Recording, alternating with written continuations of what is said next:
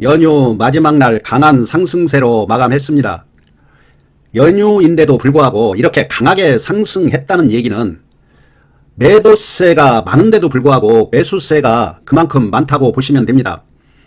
이제 연휴 끝나면 아마 압도적으로 매수세가 강해지면서 강한 상승세가 나올 겁니다. 오늘 강한 거 보면 어느 정도 예측할 수가 있습니다.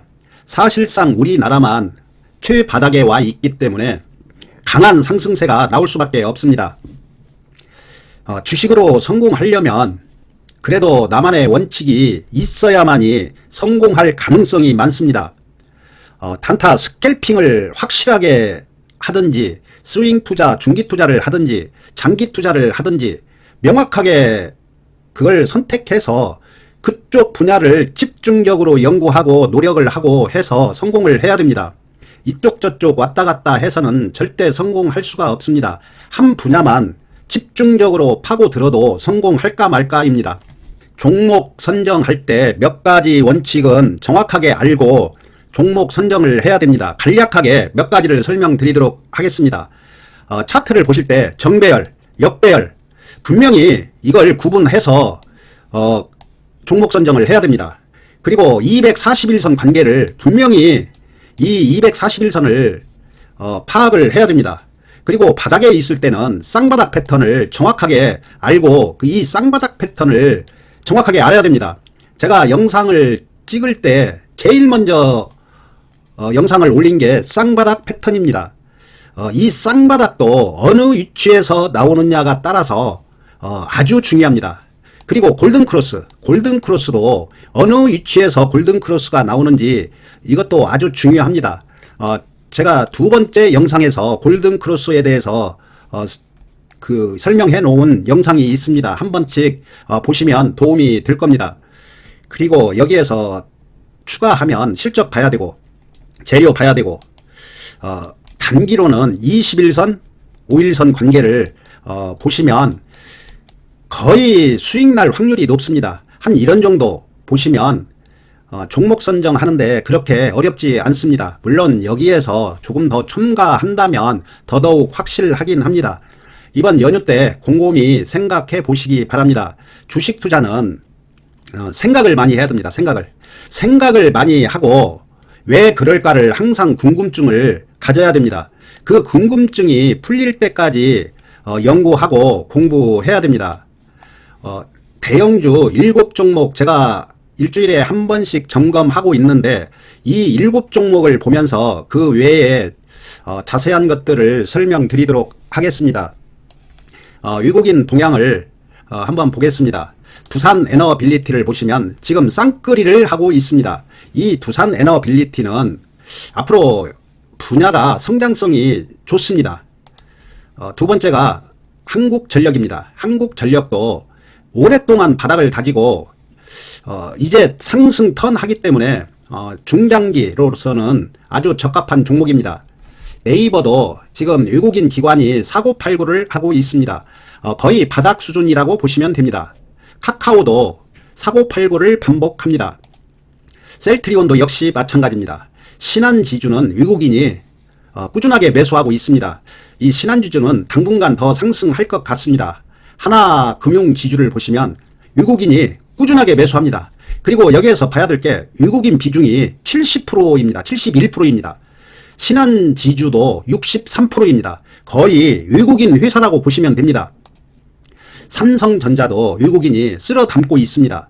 당분간 상승 나올 겁니다. 차트를 보면서 그 목표가를 알아보겠습니다. 빨리빨리 보도록 하겠습니다. 두산 에너빌리티는 차트가 좋습니다. 단기 이평선은 차트가 아주 좋습니다. 그러면 여기에서 어느 정도까지 상승할 것인지 예측해 본다면 2만원까지는 2만원 근처까지는 아마 상승이 나올 겁니다. 대형주이기 때문에 하루 이틀에 나오는 그게 아니고 시간은 좀 걸릴 겁니다. 대형주는 천천히 올라가기 때문에 시간은 걸려도 2만원 전후를 보시면 됩니다. 여기에서 분할 매도 하시면 됩니다. 항상 정확한 가격은 없기 때문에 분할 매도를 꼭 해야 됩니다. 한국전력은 이렇게 적게 놓고 보시면 어느 정도 상승을 하고 조정을 받을 겁니다. 이 한국전력은 분석할 필요 없습니다. 그냥 1, 2년, 한 2, 3년은 보유하시면 됩니다. 물론 이렇게 급등해서 다시 또 눌림 주고 조정을 받고 그러고 또 다시 상승할 겁니다. 그냥 장기 투자로 적합하다고 보시면 됩니다. 네이버를 보시면 지금 완벽하게 상승 턴 했습니다. 그런데 이렇게 적게 놓고 보시면 반등에 불과하다는 걸 꼭 알아야 됩니다. 여기에서 계속 상승하지 못합니다. 아마 24, 5만원까지는 여기까지는 상승할 것 같습니다. 지수를 보면은 지수가 이제 바닥을 다지고 상승 턴 했기 때문에 이런 대형주는 지수하고 함께 움직이기 때문에 한 25만원 전후를 보시면 됩니다. 그렇지만 계속해서 상승하지는 못할 겁니다. 카카오도 단기 이평선은 잘 만들어져 있습니다. 카카오는 한 75,000원 전후 보시면 됩니다. 지수도 상승 턴 했으니까 오버슈팅으로 조금 더 상승은 할 수가 있습니다. 재료가 나온다면 오버슈팅으로서 조금 더 상승할 수도 있기 때문에 이렇게 분할 매도를 꼭 해야 됩니다. 계속해서 상승 못한다는 거 꼭 알아야 됩니다. 셀트리온은 적게 놓고 보시면 충분한 조정을 받았습니다. 거의 2년 가까이 조정을 받았고 지금 차트를 보시면 이평선 밀집 아마 조만간 급반등 나올 겁니다. 셀트리온은 바이오 회사이기 때문에 조금 변화무쌍하긴 합니다. 그렇지만 한 20만원 돌파할 것 같습니다. 여기 정도 오면 분할 매도 하시면 됩니다. 물론 신약 개발이라든가 재료가 나오면 조금 더 상승은 할 수 있습니다. 그렇지만 20만원 전후 일단 1차 목표가를 잡고 매매하시면 됩니다. 신한지주는 지금 전고점을 돌파를 했습니다. 주변 여건이 워낙 좋습니다. 아까 보신 것처럼 거의 외국인 회사라고 보시면 됩니다. 60% 물량을 외국인이 보유하고 있기 때문에 더 상승할 겁니다. 아마 신한지주는 올 1년 보유하시면 될 겁니다. 굳이 사고팔고 할 필요 없습니다. 주변 여건이 너무 좋기 때문에 물론 조정은 있겠지만 앞으로 1년간은 보유하고 1년 후에 다시 분석하면 됩니다. 하나금융지주도 전고점 이제 완벽하게 돌파했습니다. 당분간 상승은 나올 겁니다. 그렇지만 이격이 있기 때문에 조정은 필수적으로 나올 겁니다. 조금 더 상승해서 이렇게 조정이 나올 가능성이 많습니다. 지금 주변 여건이 금리 상승이 이루어지고 있고 실적이 급증하고 있기 때문에 상승할 수밖에 없습니다. 그리고 외국인이 환율이 하락을 해서 외국인 자금이 꾸준하게 들어오기 때문에 상승할 겁니다. 삼성전자도 지금 외국인이 집중적으로 매수를 하고 있습니다. 환율이 하락을 하니까 지금 외국인 자금이 많이 들어오고 있습니다. 지금 보시면 7만원까지는 상승할 겁니다.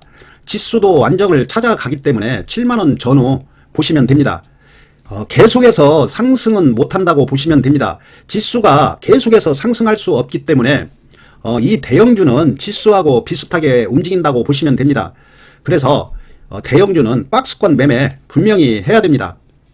제가 처음에 말씀드린 것처럼 몇 가지만 정확하게 이해하고 확인한다면 종목 선정하는데 그렇게 어렵지 않습니다. 한 10가지 정도만 정확하게 공부하고 연구하면 수익 얻는데 그렇게 어렵지 않으니까 이번 연휴에 곰곰이 생각을 하면서 어떤 투자를 할 것인지 확실하게 정해서 매매를 하시기 바랍니다. 개인 투자자 90%가 손실 보는 이유가 왜 그럴까를 생각해보면 답은 나와 있습니다. 연휴 잘 보내시고 아마 연휴 지나고 나서는 중소형주 테마주 세력들 움직이기 시작할 겁니다. 연휴 지나고 뵙겠습니다. 감사합니다.